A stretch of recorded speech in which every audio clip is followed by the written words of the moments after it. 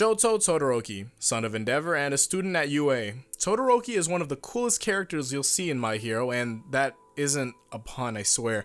Known as one of the strongest students in UA, rivaling Deku and Bakugo, he does it all with his technique, intelligence, and his quirk, half cold, half hot. Being one of the strongest students is a title on its own, but how strong is that? Welcome to the Outside of series, where I take a character from a franchise to list and calculate their feats to see how strong they are. To go about this, I'm going to be going over each and every attribute of a character, and if I have to bring up something that is mentioned in the manga that is not in the anime yet, I'm going to save it for around the end of the video, and I will warn you when it's coming up. Now, to start this all off, we're going to be going over strength, which can count as actual strength, attack potency, or lifting strength.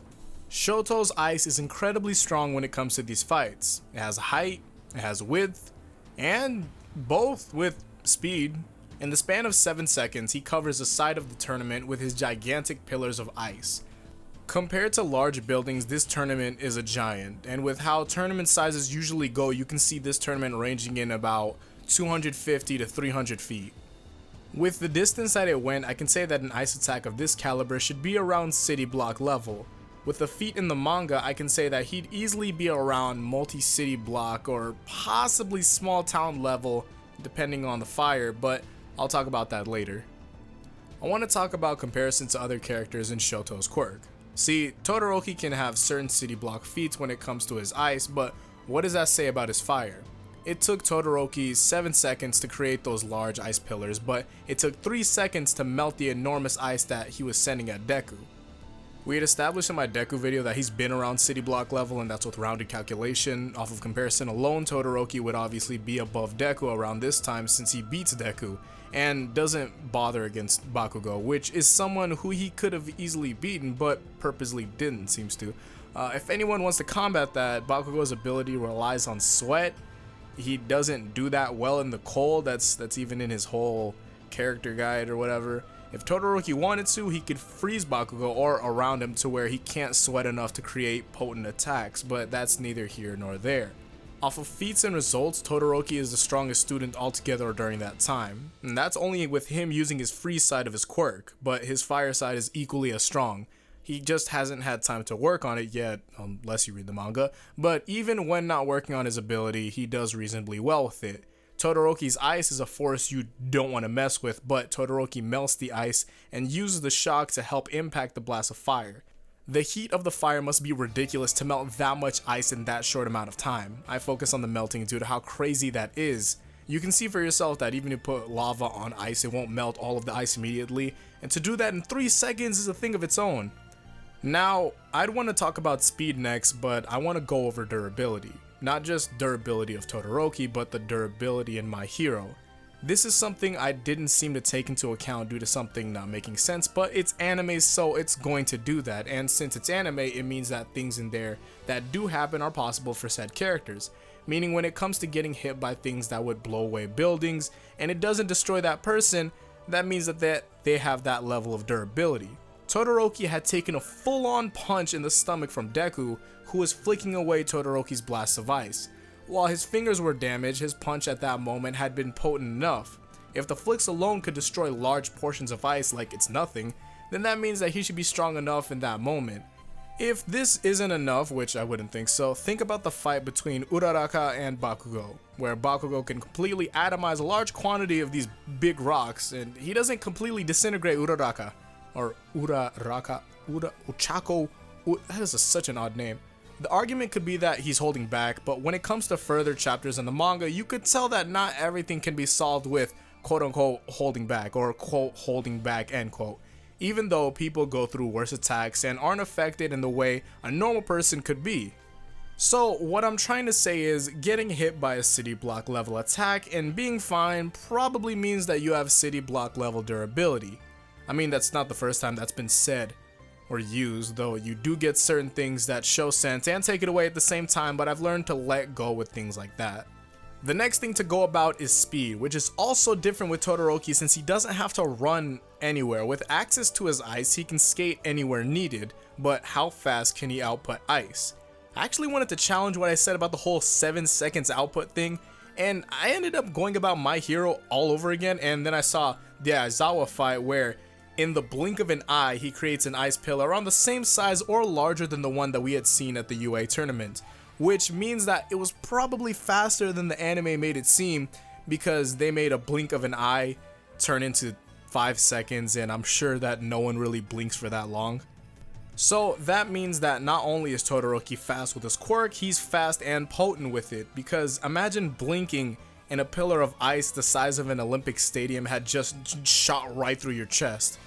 I wanted to call Todoroki subsonic off of comparing him to Deku, but the feats off of alone, he protects himself on how he stands. Finalizing his stats and adding on his other information in the character book: strength, city block level / multi-city block / possibly small town. I'll bring up the manga feed at the end. Speed, subsonic. Durability, city block level possibly being more, not really sure how to go about the whole Deku's punch thing. Potential of multi-city block, let's say that. Power, 5 out of 5. Speed, 4 out of 5. Technique, 5 out of 5. Intelligence, 4 out of 5. Cooperativeness, 3 out of 5. We definitely saw the fight against Aizawa. Since we're done on stats, I want to talk about Todoroki's quirk. While I don't like Endeavor as much as some, except for when he fights, because that's massively entertaining for me, and Endeavor is actually really cool. The man knew what he was going to create and how strong this ability was going to be. With being a skilled fighter and being raised by the second best hero, that says a lot about what Todoroki is capable of. Speaking on the fire that Todoroki produces, since he takes away from his father, it means that he can control what level of fire he's producing. The fire that is used regularly isn't meant to completely burn enemies, but it's fire that hurts enough to incapacitate someone. If either Todoroki needed fire that completely disintegrated someone, they could produce that level of fire. If you remember the fight between Endeavor and the Nomus, he produced the fire of the level that it disintegrated the Nomu's head, and he had carbonized the regenerative cells of the Nomus.